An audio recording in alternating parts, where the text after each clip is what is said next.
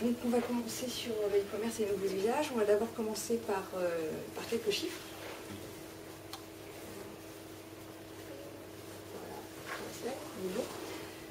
Donc pour commencer, un chiffre important, le nombre de gens qui achètent sur Internet depuis leur smartphone, quand je dis e-commerce, c'est aussi un commerce, a doublé depuis 2 ans, dû à l'arrivée des smartphones. Sur mes chiffres, j'ai marqué 8%, ça date de septembre, maintenant on est à 9%, enfin, toujours est-il que ça a doublé en 2 ans. Ensuite, on est à 40% de propriétaires de smartphones qui ont déjà fait des comparatifs d'achat en magasin, sachant que le chiffre est encore plus important quand on prend en compte les gens qui ont fait des comparatifs d'achat avant d'aller en boutique. Ensuite, autre chiffre important, il y a 63% des Français qui ont acheté sur Internet au cours des 12 derniers mois et 40% qui se sont servis d'Internet, donc que ce soit un smartphone, tablette ou autre, non, pas ces smartphones, excusez-moi, pour s'aider à l'achat, donc que ce soit pour géolocaliser une boutique ou suivre une commande. Je vous demande une petite seconde, je ne vais pas regarder l'heure à laquelle je vais commencer. Donc,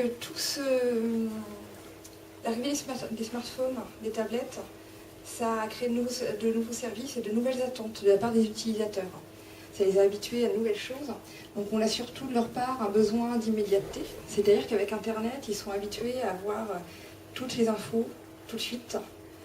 Tout va très vite. Ils n'ont pas une info sur un site Internet, ils vont sur un autre. Et on peut, comme ça, perdre très facilement l'utilisateur. Quelqu'un qui envoie un mail à un site e-commerce, par exemple, ne va pas attendre quelques jours. C'est beaucoup plus simple pour lui d'aller ailleurs, pour avoir une réponse plus rapide. Besoin de partage, donc c'est surtout donner son avis et avoir l'avis d'autres personnes, donc notamment par le biais des réseaux sociaux. Besoin de fluidité, c'est par exemple quelqu'un va commencer à regarder un produit sur un écran, va vouloir y retourner dans la journée, mais par le biais de son smartphone, va vouloir retrouver le produit facilement, va rentrer chez lui, se mettre dans son canapé et va continuer la consultation par le biais d'une tablette. Et la fluidité n'est pas toujours là, il faut ça lui demande une certaine recherche pour retrouver le produit. Et ça fait partie aussi des attentes des consommateurs. Besoin de confort d'utilisation et de simplicité. C'est-à-dire que le consommateur est à la fois beaucoup plus exigeant par rapport au service qu'on lui propose. Donc il veut des choses qui apparaissent plus compliquées et qu'on lui présente ça de façon beaucoup plus simple. Donc, là, je parle notamment de l'ergonomie. Tout soit intuitif et simple, sans phase d'apprentissage, si possible. Ensuite, besoin du respect de la confidentialité, ça fait partie aussi des attentes des consommateurs. Ils ne veulent pas forcément partager des infos qu'ils n'ont pas choisi de partager, ils ne veulent pas être traqués par téléphone, ils veulent vraiment que les accessoires les servent et pas qu'on en tire les infos de leur part qu'ils n'ont pas décidé de partager. Ensuite, on va faire un tour d'horizon de ce qui se fait par le biais de quelques exemples. Donc le responsive, je vais passer rapidement dessus, c'est le fait qu'un site internet s'adapte aux différents supports, que ce soit smartphone, tablette. Là, on voit sur l'exemple, en fait, au lieu d'avoir un site minuscule, tout est adapté pour avoir une bonne visibilité. Ensuite, un autre exemple, les boutiques virtuelles. Donc ça, c'est un exemple qui se situe en Corée parce qu'ils ont 60% de smartphones là-bas. Donc c'est pas le cas en France, mais vu que l'achat des smartphones tend à se développer, c'est un bon exemple à voir. C'est-à-dire que dans les stations de métro, ils ont créé des faux supermarchés. Donc on a les produits avec les QR codes. Et l'idée, en fait, c'est d'utiliser le temps d'attente des usagers du métro pour transformer ça en opportunité d'achat. Donc les gens, par le biais de leur smartphone, scannent le produit, passent leur commande et sont ensuite livrés chez eux. Donc l'avantage, c'est qu'ils vont chercher le consommateur là où il est, et lui facilite l'achat. Et c'est quelque chose qui permet de proposer des produits sans demander une surface, un magasin d'une surface importante. Donc là, ils y gagnent énormément.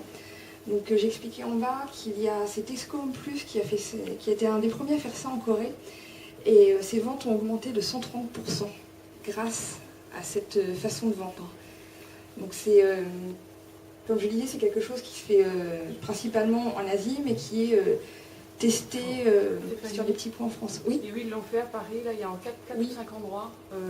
Dans des gares, je crois. Ils ont fait ça dans des gares, et il y a Carrefour qui a mis ça en place aussi dans ça un vient hall. d'être fait pour voilà. Noël, là. Parce qu'ils se rendent compte qu'en Corée, c'est un tel succès que ça vient un peu partout. Donc, ensuite, le fait d'avoir plusieurs supports pour acheter, ça disperse les usagers. Le but, c'est de ne pas les perdre via les différents canaux, et donc on tend à une synergie des différents canaux de vente. Donc pour être un peu plus clair, je vais donner un exemple. Quelqu'un va recevoir un catalogue dans sa boîte aux lettres. Il va voir par exemple un téléphone, va scanner le QR code à côté du téléphone pour pouvoir avoir la fiche technique sur son téléphone. La personne va mettre le téléphone dans son panier, ne va pas valider le panier. Ensuite, elle va aller en boutique pour espérer voir le téléphone en vrai. En boutique, il n'y aura pas la personne arrive en boutique réelle. La personne ne peut malheureusement pas voir le téléphone, mais on peut lui proposer de faire une commande par le biais d'Internet. Parce que le compte utilisateur aura été suivi du site Internet jusqu'à la boutique. On aura accès au suivi client, voir quel produit aura été consulté. Donc, il n'y a pas le produit en boutique. On lui propose de commander de lui envoyer chez elle. La personne retourne chez elle, se rend compte qu'elle a oublié un accessoire, elle peut retourner sur Internet pour acheter, rajouter à son panier l'accessoire qu'elle a commandé. C'est-à-dire que là où avant, il n'y aurait pas eu de lien entre la boutique et le site Internet, là on peut suivre le client et éviter de le perdre. Si je ne suis pas assez claire, n'hésitez pas à m'interrompre. Donc là, j'ai mis en exemple magasin physique, web, catalogue, call center.